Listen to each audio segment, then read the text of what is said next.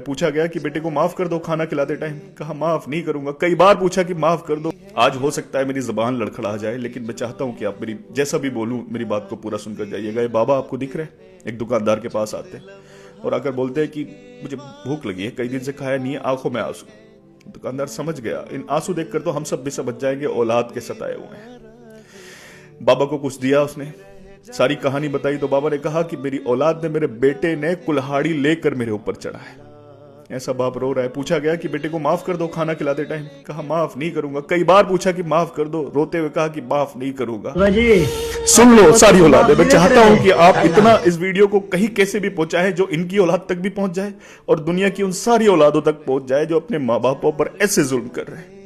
खुदा ने कहा उफ भी ना करना, बाप को ऊंची आवाज में बात भी ना करना, और तुम कुल्हाड़ी लेकर उनके ऊपर चढ़ रहे हो। क्या बोला बाप ने? माफ नहीं करूंगा। और बाप माफ नहीं करेगा ना, फिर कहीं भी जाके सजदे करो, कहीं भी जाके नमाजें पढ़ो, कहीं भी जाके दुआएं मांगो, किसी की भी मदद, सदके खैरात कुछ भी करो, ना सदका कबूल, ना खैरात कबूल, ना तुम्हारी किसी की मदद कबूल, ना कोई इबादत कबूल और ना दुआ कबूल। बर्बाद हो, क्योंकि बाप नाराज है तो रब नाराज है।